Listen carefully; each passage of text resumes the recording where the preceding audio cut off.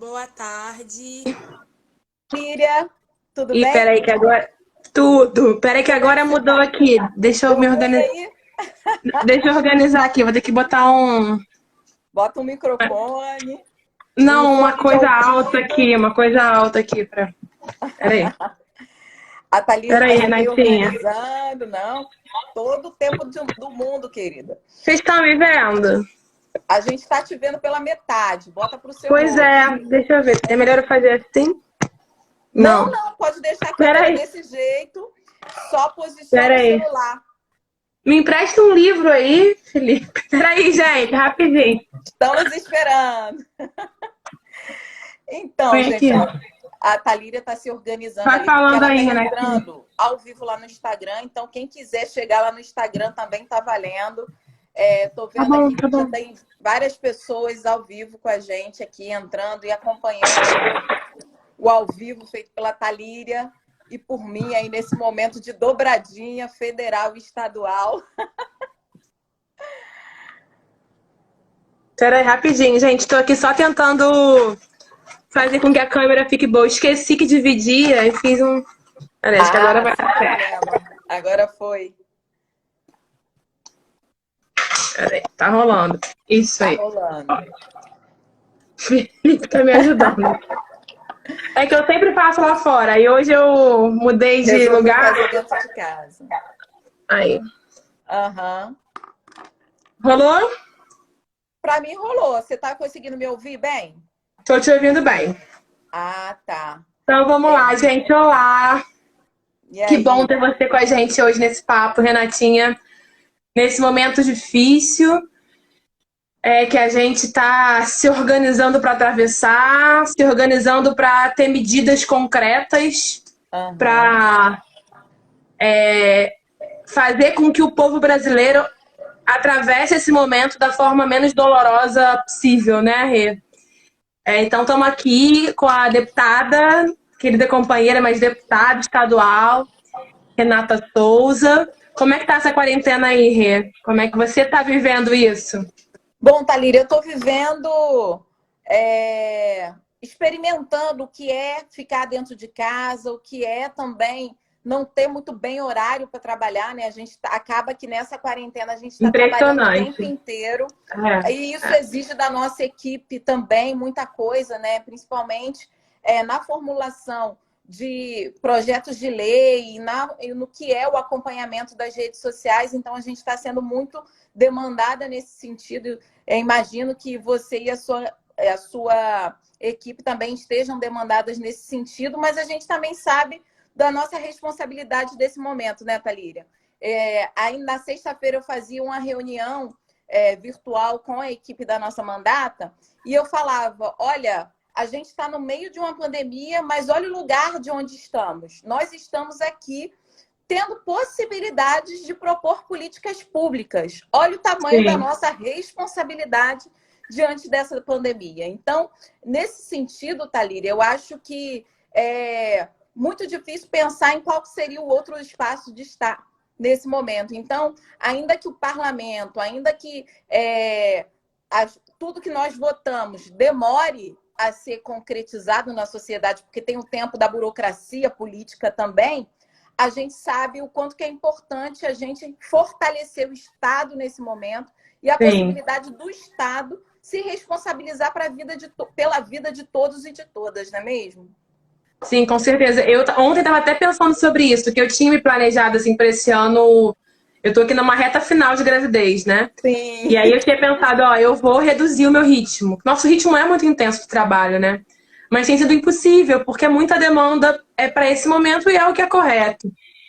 A gente pensou em bater um papo que envolva duas questões. A gente pode falar sobre tudo, depois tem perguntas. Mas Claro. o quanto essa crise sanitária, econômica, social, uma crise humanitária, né? Que o mundo está vivendo, a maior crise que as nossas gerações vivenciaram, as gerações vivas, seja a nossa, seja as mais velhas, as mais jovens, vivenciaram no último período.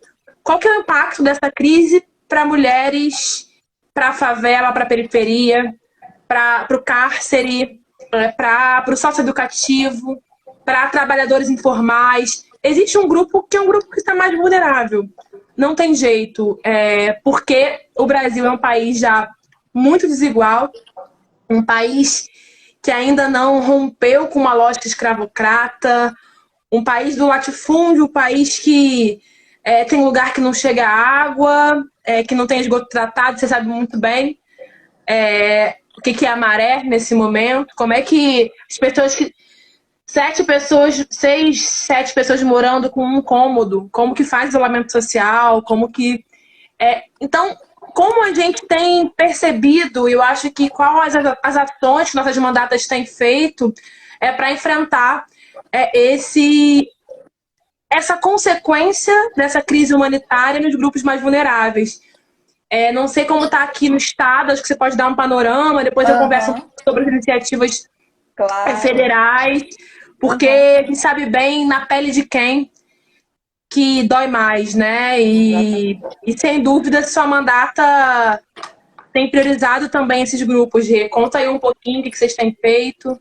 Bom, Thalíria, a gente tem feito muitas ações giradas exatamente para esse trabalhador, essa trabalhadora que vão ficar... Eu estou olhando para aqui, mas você está aqui também, tá? Vão ficar e já estão desassistidos, então a gente tem feito ações nesse sentido para os trabalhadores e trabalhadoras, mas também para os desempregados e trabalhadores informais. Eu acho que isso é fundamental que a gente levante. Na quinta-feira, nós aprovamos um projeto de lei da bancada, inspirado num projeto de lei que o Renato Rosendo tinha apresentado, o deputado estadual do PSOL lá no Ceará. Ele tinha apresentado um projeto e lá no Ceará nem andou ainda. Aqui no Rio de Janeiro a gente conseguiu aprovar na quinta-feira e o Witzel tem que sancionar. A gente agora vai fazer ele sancionar, que é um programa de diretrizes para populações mais vulneráveis. O que esse programa diz?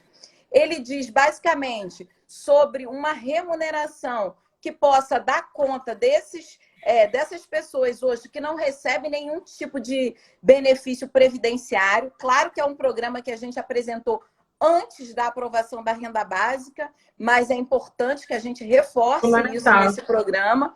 Ali também tem diretrizes para estudantes que dependem da merenda escolar e que, uma vez que a escola está fechada, que possa aí ter uma ação concreta para que esses estudantes, principalmente da favela e da periferia, possam se alimentar.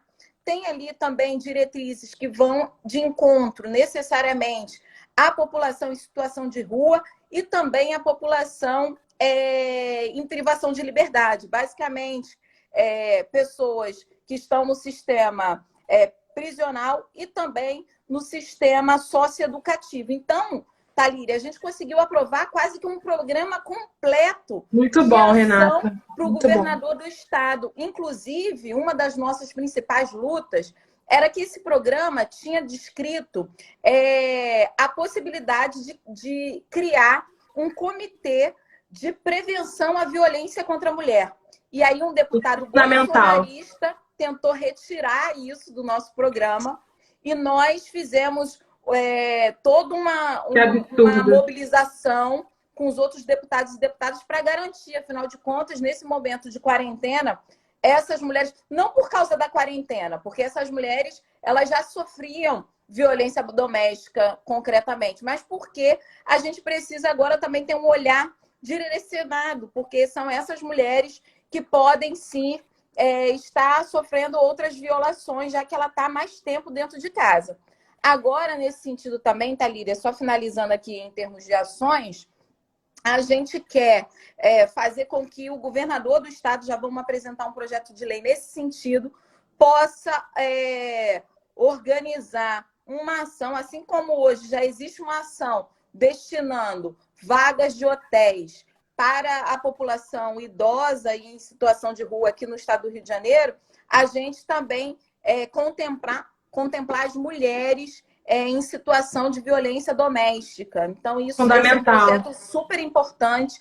Inclusive, Thalíria, já aproveitando que o pessoal tá aqui na live, indicar, já está rolando uma campanha do Agora Que São Elas para a proteção dessas mulheres. E uma das determinações ali é justamente o acolhimento por hotéis de mulheres em situação de violência doméstica. Então, eu acho que essas coisas, elas casam nesse momento para o nosso trabalho legislativo, e agora a gente vai pressionar para o governador Wilson Witzel sancionar o mais rápido possível. Cara, excelente iniciativa, Renata, assim, e a questão das mulheres é muito grave. A gente já tem um país que é o 5º com maior índice de feminicídio do mundo, que foram quase 1.500 mulheres assassinadas vítimas do feminicídio em 2019, isso é um crescimento de mais de 7% em relação ao ano anterior. A gente tem, pelo menos a cada 4 minutos, uma mulher sofre algum tipo de violência no Brasil. Então, esse quadro já é grave. E não dá para ignorar que, num momento de isolamento social, isso recai muito sobre as mulheres. Não somos nós, que somos mulheres feministas, que estamos falando. Organizações que envolvem direitos humanos da ONU, organizações internacionais, colocam as mulheres, nós mulheres, entre os grupos mais vulneráveis diante da crise sanitária, da crise humanitária que o coronavírus está colocando. Seja porque mulheres são aquelas cuidadoras, por exemplo, então quem vai cuidar de um idoso é uma mulher. Muitas vezes as mulheres são, inclusive, mais suscetíveis nessa lógica do cuidado e, portanto, não podendo se isolar. A gente sabe que tem muitas trabalhadoras domésticas que continuam exercendo o seu trabalho. A primeira vítima aqui no Rio de Janeiro, provavelmente a primeira, né? Porque a gente tem muita identificação, foi uma trabalhadora doméstica. Então, a gente tem esse quadro já das mulheres com risco, as enfermeiras, trabalhadoras da saúde, que são, na sua maioria, mulheres, técnicas de enfermagem, as terceirizadas que vão limpar o hospital. Então, já tem esse quadro. E a violência física, o feminicídio, a lesão corporal dolosa, no momento que a mulher fica confinada dentro de casa, precisa cumprir o isolamento social, às vezes não tem para onde ir, não tem em outra casa para ficar, tem sua circulação limitada. Aqui no Rio, a Defensoria já apontou que houve 50% de crescimento de violência doméstica nesse período. Mundo inteiro, isso tem sido muito evidenciado. E aí compartilhar 2 PLs lá sendo tocados em Brasília, que eu acho que a gente tem que fazer uma pressão para que sejam aprovados. Foi uma iniciativa da nossa mandata, em conjunto com as parlamentares mulheres do PSOL, que depois a gente até alterou o texto para que pudesse, porque foi antes da epidemia, né, da pandemia. E a gente alterou para que pudesse ter contribuição de outros partidos, e hoje é um PL que tem diferentes partidos assim, com coautoria, que ele amplia a divulgação do 180. Então, sempre que um canal de TV apresentar, por exemplo, um feminicídio, uma violência contra a mulher, precisa, junto, apresentar o canal de denúncia. Então, é bastante importante. Para que essa mulher, muitas vezes, aquele momento é o momento que ela se encoraja, né? E isso se soma a um outro PL de iniciativa da deputada Maria do Rosário, que nós somos também coautoras, nossa mandata, que é para garantir que a lei do feminicídio e a lei Maria da Penha, elas possam ser efetivadas num momento de escassez do serviço público. Então, que tenha, por exemplo, canais locais, regionais, de denúncia dessa violência, para que essa mulher, mesmo dentro de casa, consiga ter os instrumentos para poder denunciar uma violência, e que, por exemplo, no caso de estupro, de violência sexual, tenha também mecanismos até de atendimento domiciliar a essa mulher, para que, até para fazer denúncia, essa mulher não seja, mais uma vez, vítima para poder ficar sujeita, inclusive, à doença, né, ao vírus. E a gente poderia falar aqui de maternidade, de parto, do quanto, por exemplo, seria maravilhoso se a gente tivesse mais casas de parto, que é menos custoso para o Estado, separaria dos hospitais, colocando as mulheres gestantes fora do risco. Se tivesse no SUS atendimento a parto domiciliar, então é todo um debate que poderia fazer pensando na categoria mulher, né? Claro. E o quanto a gente percebe que nesse momento nós também estamos aí mais vulneráveis. E aí, Rê, imagina a mulher da periferia. Mulher de Exatamente. favela, mulher camelô, mulher trabalhadora Uhum. doméstica. O quanto a gente sabe bem que muitas vezes é ela que vai prover sua família com o sustento da família e que até agora está com dificuldade de ter acesso à bolsa, a esse valor emergencial aprovado há um tempão que Bolsonaro demorou a sancionar. Sim. Antes de passar para você, Rê, tem Uhum. uma coisa que é chocante. A fala do Bolsonaro, aliás, sobre violência contra a mulher, eu até vou ler aqui. Ele falou assim: tem mulher apanhando em casa. Por que isso? Em casa que falta pão, todos brigam e ninguém tem razão. Como é que acaba isso? Tem que trabalhar, meu Deus do céu. É crime trabalhar. Então, Bolsonaro ainda associa o cara não tá trabalhando, por isso tá porrando a mulher. Essa foi a frase do presidente da República. O quanto é grave um momento em que a gente, infelizmente, tem esta liderança nos rumos do Brasil. Então, é muito grave. A gente tem que enfrentar. Eu sei que vocês aqui no estado têm feito uma grande batalha sobre isso. Fala um pouquinho sobre a questão das favelas. Eu sei que é uma mandata que Uhum. tem muitos trabalhadores Sim. favelados. Você é uma mulher Sim. favelada. Como que tem sido essa relação com as periferias e favelas aqui no Rio, nesse momento em que tem gente que não tem água para beber, quanto BBB. mais pra lavar a mão?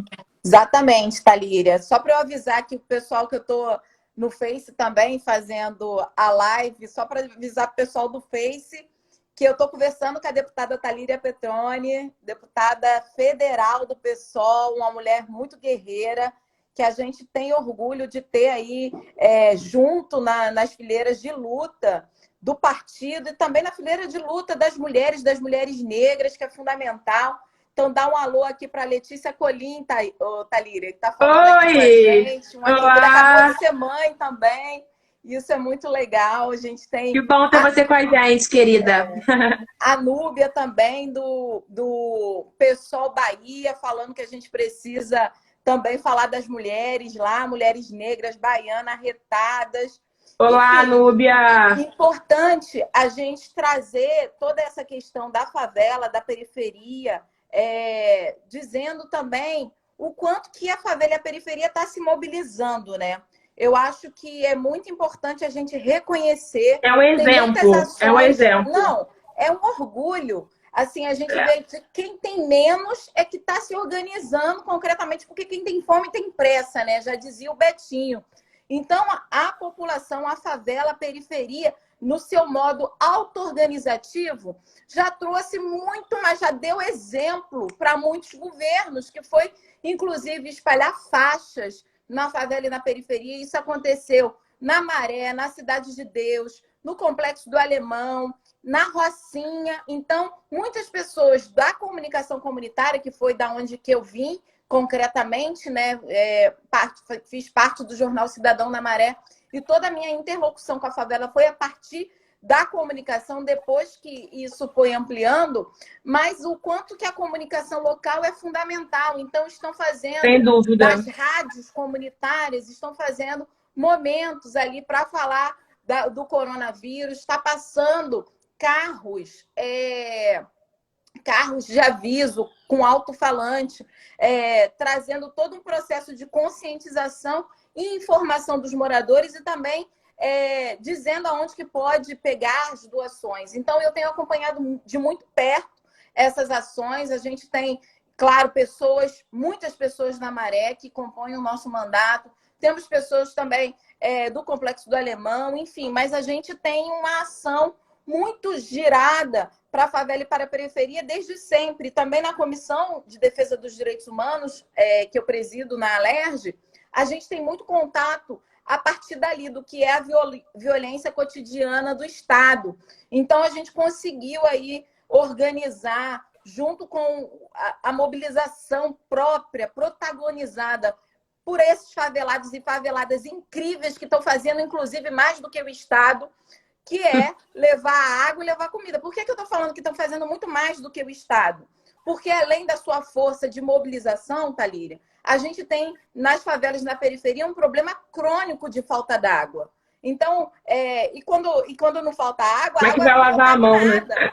Eu sou vítima. Na Maré, com 11 anos de idade, eu peguei hepatite porque bebi uma água contaminada da bica. Então, é essa situação de quem vive na favela da periferia. Então, quando a gente passou agora recentemente pela crise da água aqui no estado do Rio de Janeiro, com água com gosto, com sabor péssimo para se beber, e o governador falando que a água era potável, enfim. Até hoje a gente não sabe até que ponto isso era verdade ou se era mentira, mas quando a gente está falando, olha isso, não tem água para beber, como é que eu vou ter água para lavar as mãos para não pegar coronavírus? Então isso... O preço do álcool gel subindo, ainda tem isso. isso? É muito sério. E aí, nesse sentido, nós fizemos um projeto de lei colocando a obrigatoriedade das empresas privadas, porque, por exemplo, aí em Niterói a água já é privada, né, Thalira? Me corrija se eu não estiver errado. Aqui no Rio de Janeiro, na capital, é a SEDAI. Então, a gente fez empresas privadas e estatais que possam fornecer água de maneira alternativa. O que isso significa? Levar com caminhão de pipa essa água nesses locais que já tem um problema crônico de falta d'água, mas também fazer a distribuição em garrafas com água potável. A gente precisa, essa sede é de humanidade, inclusive, entendeu? Então, aí a gente vê, Thalíria, a gente faz uma divisão, né? Entre os governos que são responsáveis e irresponsáveis, entre aqueles que negam ou não negam a ciência, né? Que mantêm na ignorância. No Rio de Janeiro, o Witzel não nega a ciência, mas ele está mercantilizando a água nesse exato momento. Vender a SEDAI. O processo de privatização da SEDAI, inclusive, fez um... Que é uma empresa que dá lucro, inclusive, né? Exatamente. Fez um comitê para apressar a privatização da SEDAI justamente nesse momento em que o mundo disse que a água não pode ter preço. A água é direito humano. Então, ainda que o Witzel não negue a ciência, que esteja aí num processo de responsabilidade com o coronavírus, ele faz outra que é extremamente danosa, que é mercantilizar a água. E aquelas pessoas que já não têm água cotidianamente, como é que fica? Então, a gente apresentou um projeto de lei, inclusive, com a bancada, proibindo a privatização da SEDAI nesse momento de pandemia. Essa questão é fundamental, porque eu acho que nunca esteve tão escrachado, Rê, assim, a necessidade de parar com a lógica do Estado mínimo. A lógica do ajuste fiscal, que vem lá desde a reforma trabalhista, contra a reforma da Previdência, o teto dos gastos. Imagina, agora a dificuldade que está sendo para garantir que o SUS atenda a população quando chegar no pico. A gente sabe aí que já são mais de 10 mil infectados no Brasil, tem quase mais, eu acho que já passou de 500 mortos. No mundo inteiro, mais de 1 milhão de pessoas com o vírus, mais de 60 mil mortos. E o SUS só vai dar conta de acolher essas pessoas se tiver orçamento. E aí aprovaram lá atrás a emenda 95, que congela investimentos em saúde, educação e assistência. E agora é o desespero para poder flexibilizar o orçamento, para poder você ultrapassar o teto dos gastos, que seria o teto dos investimentos. Enquanto isso, o banco lucrando brilhão, dívida, a lógica do endividamento que você não vai cobrar dos bancos, das grandes empresas. E aí eu queria falar de uma coisa do papel privado, que você trouxe, do setor privado. A gente tem uma proposta de que haja uma fila única para leitos de UTI. Isso é fundamental. A gente tem, eu esqueci, estou sem os dados aqui, mas se você comparar o percentual de leito de UTI do SUS preparado para as pessoas que precisam de ventilação, de questões respiratórias, né? Com problemas respiratórios agudos em decorrência do coronavírus. É um percentual pequenininho diante do percentual na rede privada, que é 2, 3 vezes mais. Então, tem que ter fila única. Aí tem gente dizendo lá no nosso Instagram: mas quem paga plano de saúde? Todo mundo, nós todos e todas, precisamos entrar na mesma fila. Não, nesse momento de crise sanitária, a gente já achava que é SUS. Agora, mais do que nunca, a gente precisa garantir que menos pessoas morram. Menos pessoas vão morrer se tivermos como critério para atendimento, critério médico, e não de quem pode pagar. E não de quem pode pagar um plano de saúde. Além da ampliação de investimentos para leitos em UTI, que é fundamental, né? Um redirecionamento de orçamento nos hospitais públicos, é preciso também que a gente interrompa essa lógica da privatização da saúde. Nesse momento, o Estado muitos países estão fazendo isso já nesse momento, estatizando temporariamente hospitais privados. Exatamente. E mais do que isso, também, a gente, por exemplo, não ter aumento de plano de saúde nesse momento. Estou tomando um cafezinho também, mas... Conhece essa caneca? A caneca que... Ó, gente, essa caneca aí foi doada, não foi roubada, né? Foi quase roubada. Essa caneca. Essa caneca da Angela Davis, a Thalíria me doou, me cedeu, uma pessoa muito gentil, me cedeu a caneca dela. Por livre e espontânea pressão. Mas então, esse papel do poder do setor privado também nesse momento, então assim, a gente não tem aumento de plano de saúde. Quem hoje está cumprindo carência, por exemplo, não pode ter atendimento negado se chegar no hospital privado. Então, é muito fundamental também que nesse momento o Estado tome as rédeas de toda a estrutura de saúde do Brasil, para que possa enfrentar esse pico que vai chegar. Ainda não chegou, infelizmente. Alguém colocou aqui, a caneca foi devidamente apropriada. Exatamente. Thalíria, a gente fez uma proposta dessa aqui para o Rio de Janeiro também. Inclusive falando da proibição do reajuste dos planos de saúde, né? E a redução, e também a coisa da questão da carência. A gente fez isso porque justamente temos uma situação onde os planos de saúde precisam dar conta do nível de procura, que obviamente está grande, porque já tem, né? Mas a gente precisa lembrar, mais de 70% da população brasileira está no SUS, no Sistema Único de Saúde.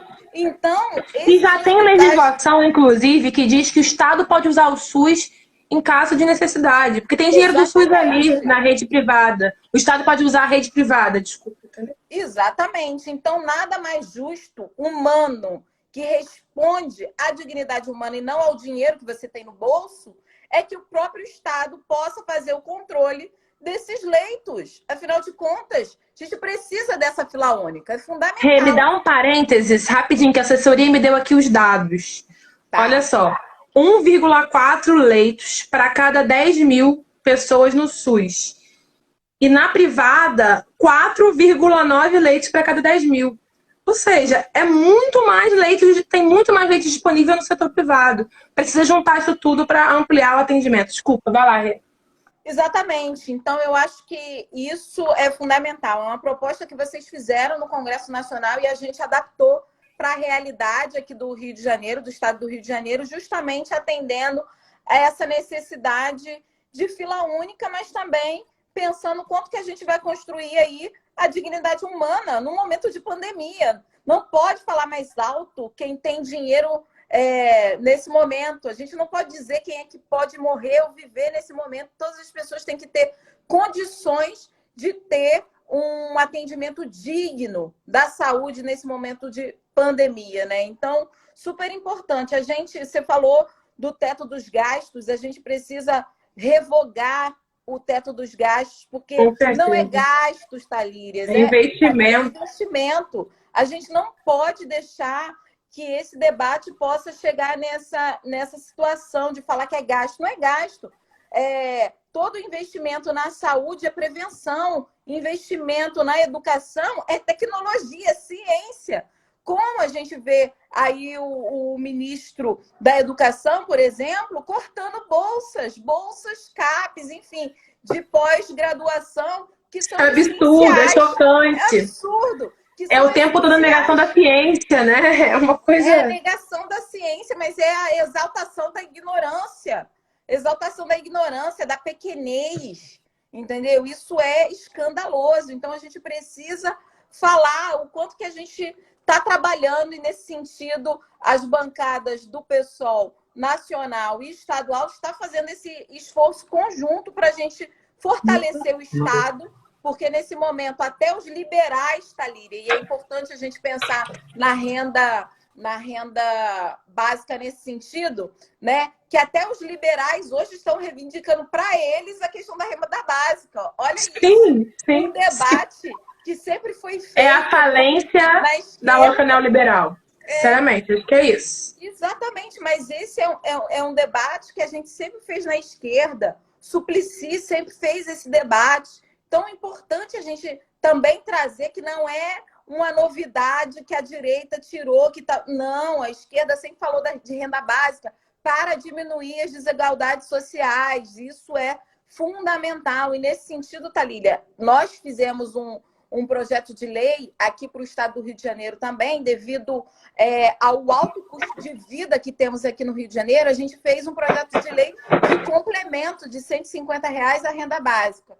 Porque quando a gente compara o estado do Rio de Janeiro com os outros estados, a gente vê que, por exemplo, a cesta básica aqui tem um valor É maior do muito que em mais outros alto. lugares. Então, o Rio de Janeiro, por exemplo, a capital, é uma das capitais mais caras do mundo, inclusive, mas se a gente for comparar, Rio e São Paulo caminham junto em capitais caras, então a gente precisa de uma complementação à renda básica, por isso a gente apresentou um projeto de lei para que essa complementação seja de R$ 150. A gente espera que Excelente, seja Renata. votado logo na Alerj, para que a gente possa também caminhar junto com o governo. Claro que a gente está vendo o quanto que ele enrola com a questão da renda básica, que tirou aí a prioridade, né, das pessoas do BPC. Isso é um escândalo, né? Tirou a possibilidade de ampliação daqueles e daquelas que mais É precisam, que são... chocante. É chocante, que são basicamente os Não, idosos, tentou que são cortar a Bolsa basicamente... Família. Assim, um governo que no meio de uma pandemia, 180 milhões de famílias. Tentou, né, que não conseguiu. Exatamente. Então, nesse sentido também, claro que a gente...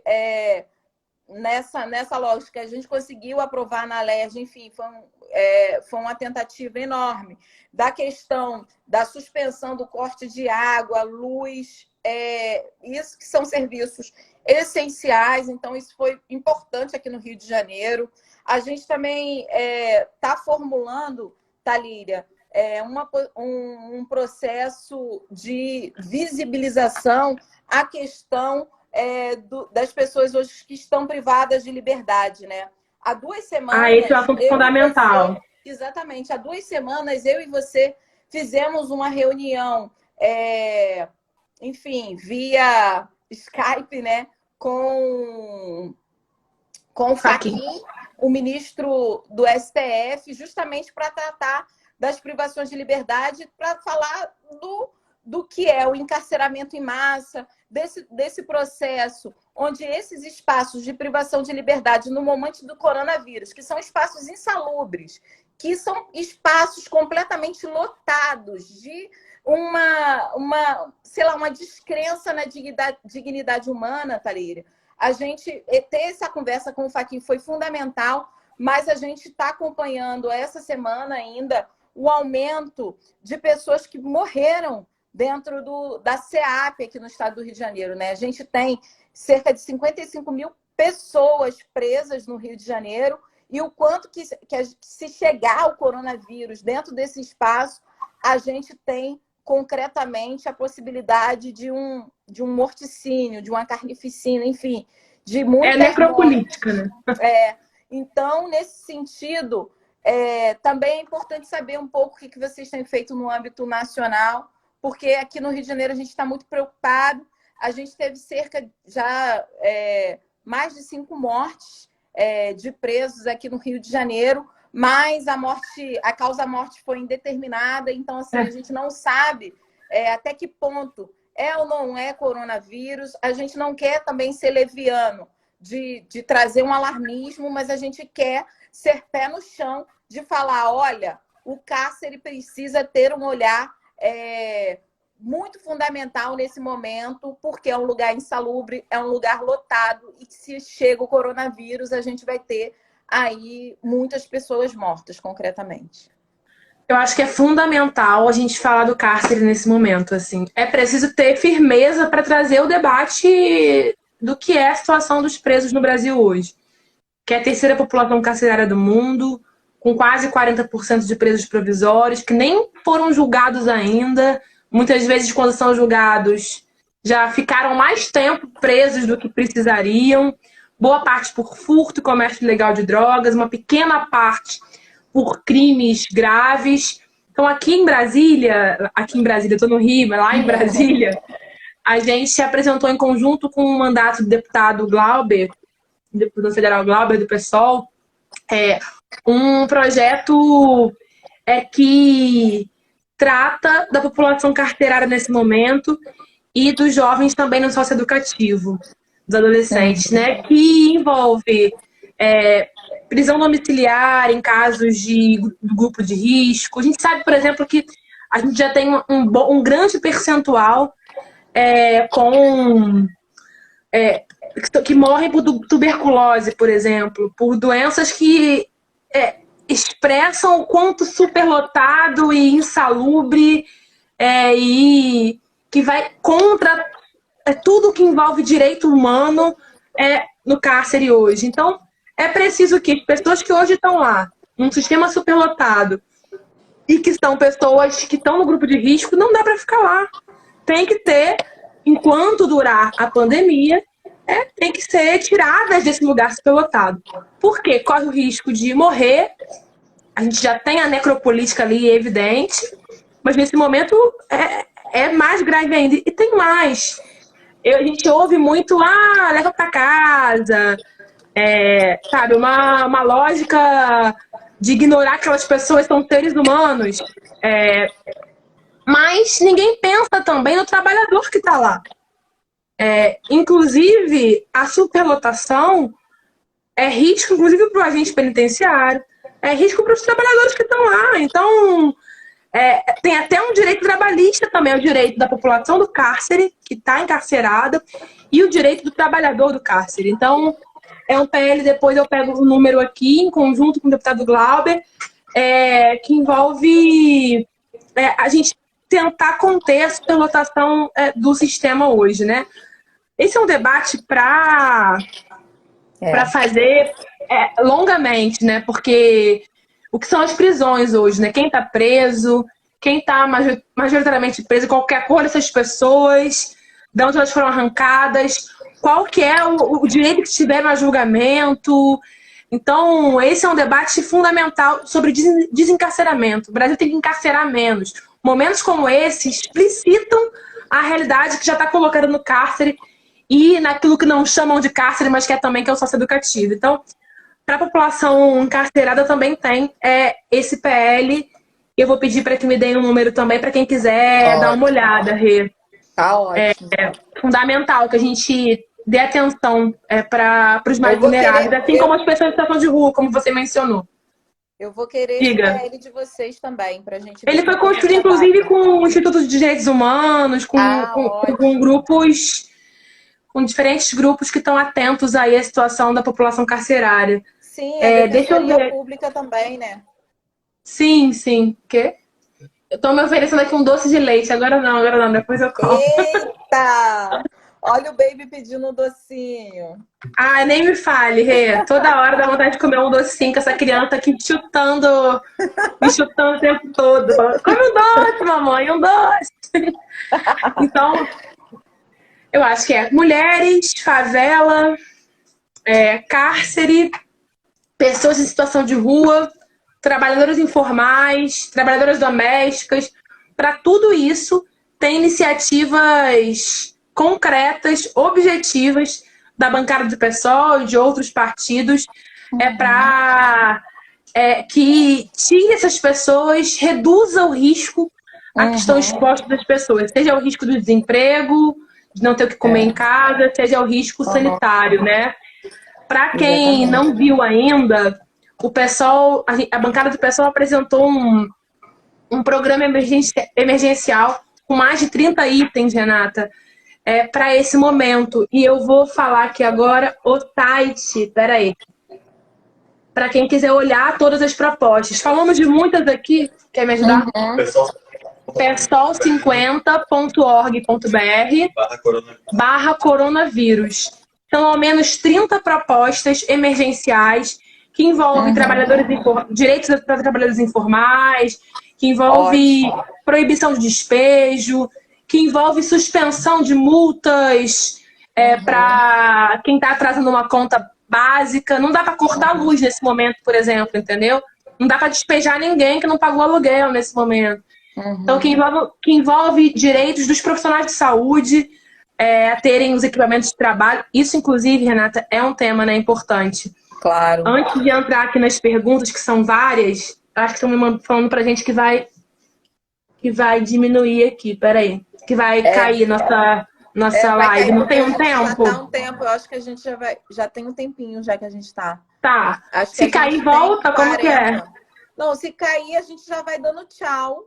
Então tá. Então vamos aproveitar nosso restinho de tempo. Eu vou entrar nas perguntas então aqui, Renata. Só para passar, antes de cair, Thalíria, só para passar, para entrar no nosso site, gente, Renata Souza, PSOL. Importante entrar lá também, porque lá, Thalíria, a gente fez um esquema, um lugar onde tem todas as doações para favelas, periferias e ótimo, ótimo. Então, quem puder doar, assim, doar, sei lá, desde materiais de higiene até alimentação, é muito bem-vindo, porque eu tenho falado o tempo inteiro, a favela ela está se mobilizando, é importante, a gente vai responsabilizar o Estado, mas a favela está se organizando de maneira lindamente como um lugar que sempre sobreviveu, né? E a gente precisa humanitariamente reforçar esse lugar. Então, Renata Souza, pessoal.com.br, tem lá toda uma listinha de diversas lideranças comunitárias e também instituições que a gente pode ajudar nesse momento, dando aí uma doação que não vai fazer falta para as pessoas, mas que vai ajudar muito a quem está na favela e na periferia hoje. Essa rede de solidariedade tem sido muito bacana. Acho que a gente pode depois terminar falando dela. Sim. Só assim, rapidamente. O Rudy Soares perguntou o número dos PLs. PL que envolve o direito das trabalhadoras domésticas nesse momento. Número 980, Rudy. O que amplia o 180, número 887. O PL de autoria da Maria do Rosário e coautoria nossa, que envolve atendimento a mulheres vítimas de violência, número 1368, o PL do cárcere, 978. Mas nossas redes também têm todos eles, né? Isso que eu ia pedir pro Rudy, hein, Thalíria? Desculpa. Fala. Isso que eu ia pedir pro Rudy, dá uma olhadinha no nosso Instagram, Renata Souza Rio, que lá a gente fez diversas artes com o PL e o número do PL, porque são muitos PLs, a gente acaba não gravando todos de cabeça. Também tiveram algumas perguntas sobre o fundo de garantia. Já há uma ação no STF por parte do PT, inclusive, pedindo a liberação de saques do fundo de garantia pelo tempo que durar a pandemia, por exemplo. Estão perguntando também sobre se a gente está acompanhando casos de impunidade, de não responsabilizar, de empresas que não cuidam dos seus funcionários nesse momento, não garantem, cuidam não, né, que é um termo horrível, mas não garantem direitos dos funcionários. Isso dialoga muito com a Andréia Pereira, que colocou aqui, eu queria fazer quarentena, mas não posso. Se eu fizer, eu não tenho meu salário e ninguém olha para quem trabalha no mercado, nas drogarias. A gente está recebendo muitas denúncias, Renata. Sim. BRT, eu até esqueci, toda live eu falo das denúncias, mas são várias empresas que não estão garantindo o mínimo de proteção dos seus trabalhadores. A gente tem feito denúncias ao Ministério do Trabalho para que intervenha em relação a isso. Para que a gente possa estar em casa, para que chegue a comida em casa, para que chegue o remédio em casa, para que tenha um atendimento de quem tem sintomas, de quem também precisa de um remédio, para quem precisa do trabalhador, do agricultor rural, tá? O cara que está lá no campo plantando, precisa do caminhoneiro, precisa da trabalhadora da farmácia, do mercado, dos profissionais de saúde, de limpeza que estão lá limpando o hospital, dos atendentes dos hospitais. Um beijo para minha tia, inclusive, que está todo dia indo trabalhar no hospital. Que é isso, né? Quantas trabalhadoras, mulheres, a maioria delas. Então, agradecer, inclusive, esses trabalhadores, agradecer por tudo que têm feito para estarem na linha de frente enfrentando a pandemia. E, além disso, a gente está recebendo denúncias e as formalizando junto ao Ministério do Trabalho, porque essas empresas têm a obrigação de garantir a proteção dessas pessoas. E não sei se tem alguma Thalíria, coisa. Diga aí, Rê. Que as pessoas podem mandar as denúncias. A gente está recebendo as denúncias pela Comissão de Direitos Humanos no e-mail direitoshumanos.alerge@gmail.com, direitoshumanos.alerge@gmail.com. Ótimo. Amanhã, Thalíria, estou aqui falando em primeira mão. Amanhã a gente vai lançar um WhatsApp também, para que as pessoas possam mandar denúncias, mas também possam mandar demandas, enfim. Um número de WhatsApp, que a gente está chamando Zap da Cidadania. A gente vai lançar na nossa página, enfim, em todos os meios que tem disponíveis pela nossa mandata, esse Zap, justamente para que as pessoas possam fazer essas denúncias, mas também demandar, né? Se tiver precisando de alguma coisa, a gente também poder encaminhar por ali. Então, amanhã a gente vai estar publicizando esse número e eu acho que é fundamental. Ótimo, Renata, muito importante o papel da Comissão de Direitos Humanos nesse momento. É muito importante sua mandata, nossa mandata, que eu sei que é nossa. E que contem com a gente. A gente sabe que é um momento super difícil, dá uma angústia, dá tristeza, dá medo, das incertezas que virão. Mas eu acredito, Renata, que a gente vai chegar do outro lado, já caminhando para terminar, de outra forma. Exatamente. Vendo que é preciso de mais Estado, com mais dinheiro do poder público para direitos. Vendo que é preciso olhar o outro, sabe? A lógica do individualismo, que é a marca desse momento que a gente está vivendo, está falida.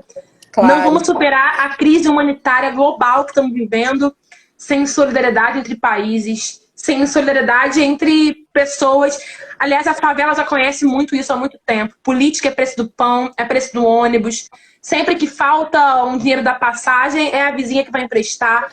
Falta o arroz da cesta básica, também a vizinha que vai ajudar numa rede de solidariedade que sempre existiu, mas que agora se mostra tão necessária para a gente atravessar esse inverno, né, Rê? Nosso e-mail, pessoal, é taliria.mandato@gmail.com. Eu vou pedir para mandarem, assessoria, o e-mail oficial. Tem esse, tem mais um também.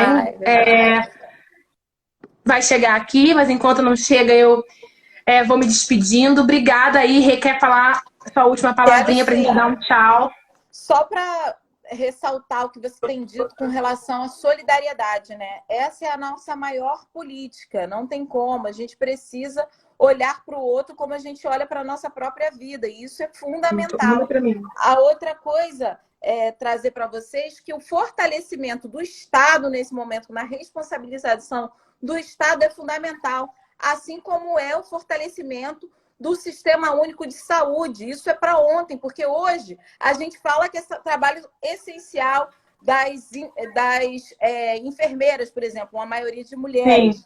Mas a gente fala o tempo inteiro de votar o plano de cargos e carreira das enfermeiras e ninguém vota. Então, não vira prioridade. Então, nesse momento, hoje, a gente também precisa olhar para esses trabalhadores e trabalhadoras que são essenciais no momento de uma pandemia, como algo que a gente precisa construir políticas públicas o tempo inteiro. Nesse sentido, inclusive, Thalíria, a gente conseguiu aprovar um projeto de lei na Alerj da bancada do PSOL que realoca todo o orçamento de multas do Detran, vindos do Detran, né? Justamente para comprar equipamentos para a proteção desses trabalhadores e dessas trabalhadoras essenciais. Quem são os trabalhadores e trabalhadoras essenciais? Além do serviço de saúde, claro, mas também para as pessoas hoje que trabalham na coleta de lixo, as pessoas que trabalham nos supermercados. Então, a gente conseguiu aprovar, a gente também está esperando que o Witzel sancione. Eu agradeço todo mundo que ficou na live com a gente até agora, agradeço a Thalíria pelo convite, que a gente possa estar conversando cada vez mais e que a sua gestação seja linda, próspera, cheia de saúde e de luz, Thalíria. Um beijo grande. Renatinha, obrigada. Beijo grande. Rapidinho aqui, nosso e-mail, DEP de deputada, .taliriapetrone, com E no final, @câmara.leg.br. Repetindo, dep.taliriapetrone, @câmara.leg.br e taliria.mandato@gmail.com. Então, termino aqui. Quem quiser entrar no site do PSOL também para ver as medidas emergenciais tomadas pela bancada do PSOL. Repetindo também, PSOL...